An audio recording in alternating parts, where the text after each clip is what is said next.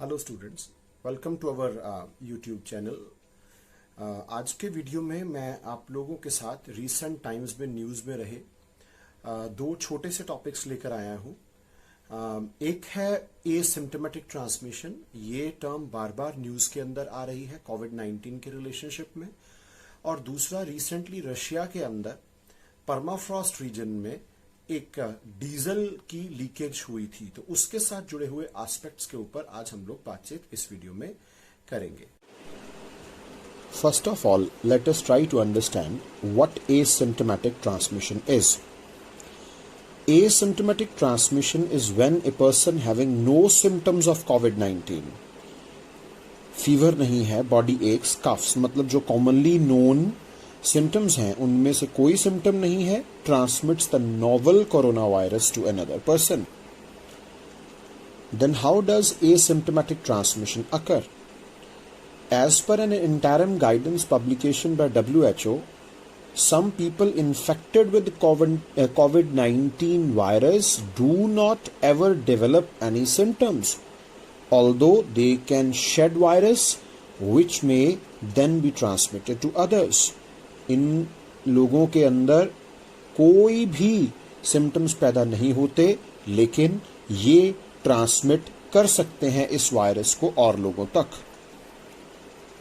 How prevalent is asymptomatic transmission?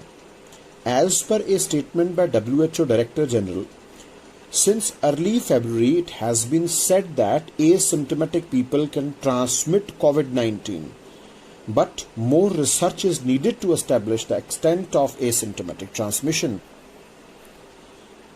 Asymptomatic COVID-19 cases in India. As per a study by the Indian Council of Medical Research, 28.1% of the 40,184 people who had tested positive for COVID-19 till April 30 in India were asymptomatic. इस समय पर cases बहुत ज़्यादा हो चुके हैं, 3 लाख का mark पूरा हो चुका है, तो नेचुरली इस समय शायद बहुत सारे एसिम्प्टोमेटिक ट्रांसमिशन के केसेस इंडिया में पाए जा सकते हैं. एसिम्प्टोमेटिक ट्रांसमिशन के ऊपर अभी मेडिकल फ्रेटर्निटी के अंदर भी कंफ्यूजन है, तो इसीलिए अभी तक ये माना जा रहा है most transmissions by people with symptoms. As per interim guidance publication by WHO, current evidence suggests that most transmission of COVID-19 is occurring from symptomatic people to the others in close contact. What are the present measures for tackling COVID-19 transmission? Finding, isolating, testing people with symptoms and tracing and quarantining their contacts is the most critical way to stop transmission as per WHO's Director General.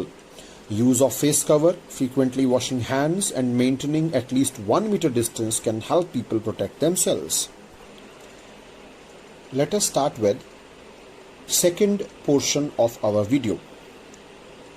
Siberian Times के अंदर एक headline छपती है, The state of emergency in Norilsk after 20,000 tons of diesel leaks into Arctic river system.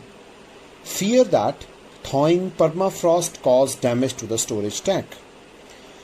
So इसी topic के आसपास हम इस चीज को समझने की कोशिश करेंगे. परमाफ्रॉस्ट क्या है और what was the cause behind this particular leakage. Russia declared a state of emergency after a power plant fuel leak in its Arctic region caused 20,000 tons of diesel oil to escape into a local river, turning its surface crimson red. आपने पिछली slide में red colour की एक river देखी होगी. इस river का नाम अंबारनाया रिवर, जिसके अंदर ये ऑयल का डिस्चार्ज हुआ, और it is a part of network that flows into environmentally sensitive Arctic Ocean. Now let us try to understand why this leak happened. Norilsk में एक थर्मो इलेक्ट्रिक पावर प्लांट है जो कि परमाफ्रॉस्ट के ऊपर बना हुआ है. ये permafrost region over the years has started to weaken down due to climate change. इसकी वजह से फ्यूल टैंक के पिलर्स सिंक हो गए और मई 29 को इस टैंक में से 20,000 टन डीजल ऑयल अंबारनाया रिवर के अंदर रिलीज हो गया और लगभग 12 किलोमीटर के एरिया में स्प्रेड हो। ये जो थर्मो इलेक्ट्रिक पावर प्लांट है एक रशियन माइनिंग कंपनी है नोरिल्स्क निकल, उनके द्वारा ओन्ड है और उन्होंने कहा कि 30 सालों तक इन पिलर्स ने इस टैंक को संभाले रखा। अल्टीमेटली परमाफ्रॉस्ट में डिस्टर्बेंस के कारण इस टैंक को डैमेज हुआ है। नोरिल्स्क निकल दुनिया के लीडिंग निकल और पैलेडियम प्रोड्यूसर्स में से हैं। 2016 में भी इनके ऊपर एक पॉल्यूटेंट की लीकेज का इल्ज़ाम लगाया गया था और इनकी फैक्ट्रीज की वजह से नोरिल्स्क का जो इलाका है it is one of the most heavily polluted places on earth. What is the extent of damage? Environmentalist कह रहे हैं कि इस रिवर को क्लीन करना मुश्किल होगा क्योंकि यहाँ के वाटर्स बहुत शैलो हैं, रिमोट लोकेशन है और बहुत बड़ी मात्रा में स्पिल हुआ है। A World Wildlife Fund spokesperson while speaking to a news agency said that it is the second largest known oil leak in modern Russia's history in terms of volume. What are the cleanup measures being suggested? Russian Minister of Natural Resources ने ये कहा कि हम इस oil को fire नहीं लगा सकते और उन्होंने रिकमेंड किया कि हम अलग अलग तरह के केमिकल रिएजेंट्स का इस्तेमाल करके इस इलाके के अंदर डाइल्यूट कर सकते हैं वाटर लेयर्स को और एक रिपोर्ट के अनुसार 5 से 10 साल लग सकते हैं इस इलाके को क्लीन अप करने में। यहां पर एक पॉइंट आप लोगों को बताना चाहूंगा, बायो रेमिडिएशन।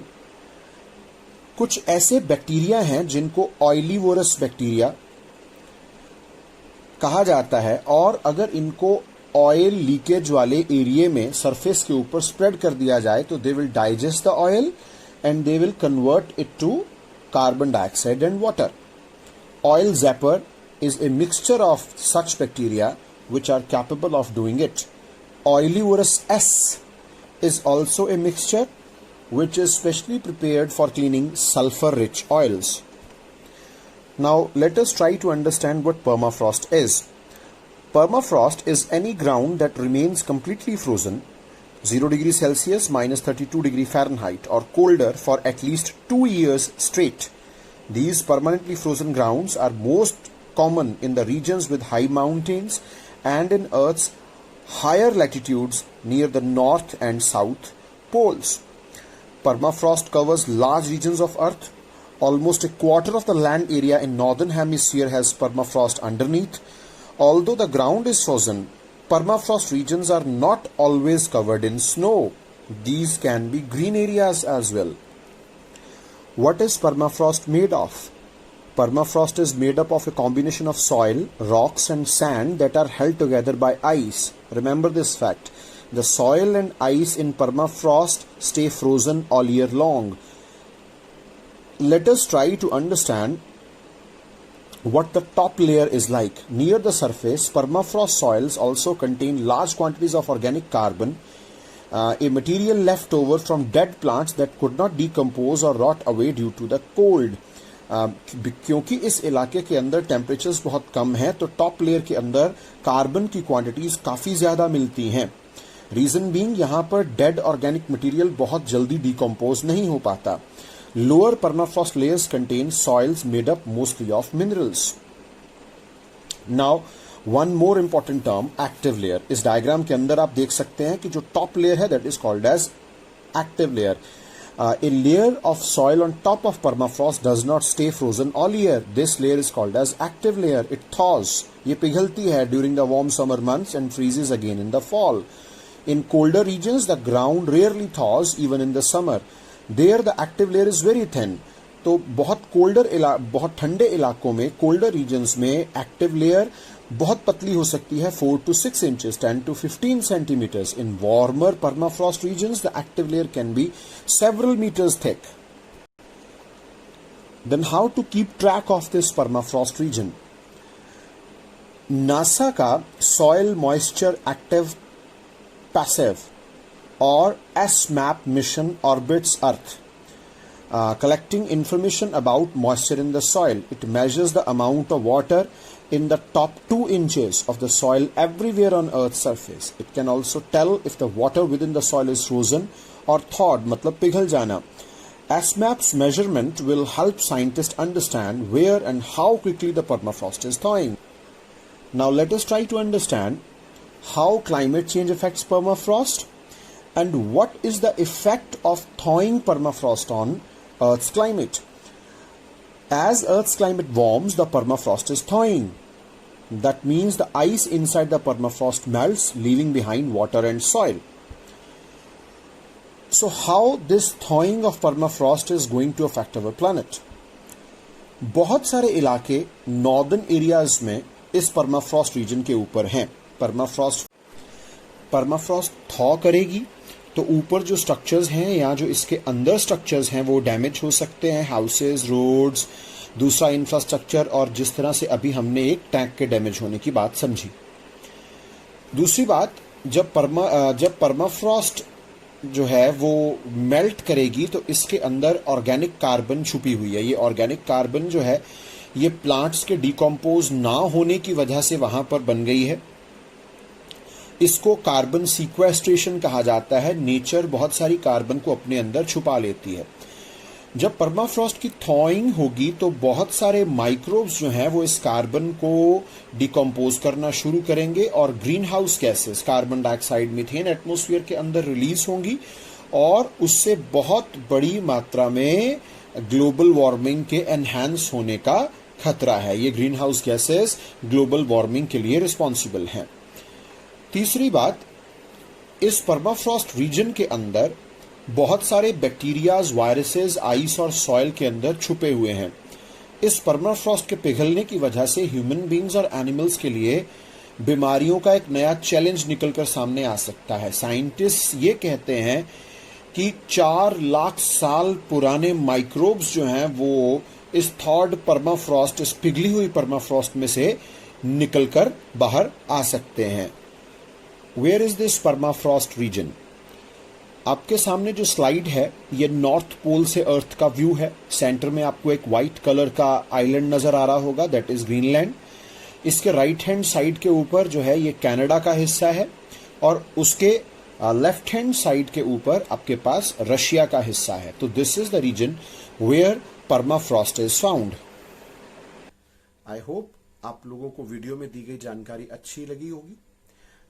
ये इंफॉर्मेशन आपको न्यूज को समझने में, मैगजीन में दिए गए आर्टिकल्स को समझने में, एग्जामिनेशंस में कहीं ना कहीं आपको हेल्प कर सकती है. So keep visiting our channel, keep spreading our channel and give us comments. Your comments are a source of motivation for us and will definitely help us to improve the content and information of our videos. Thanks a lot. Stay safe, stay inside. Have a good day.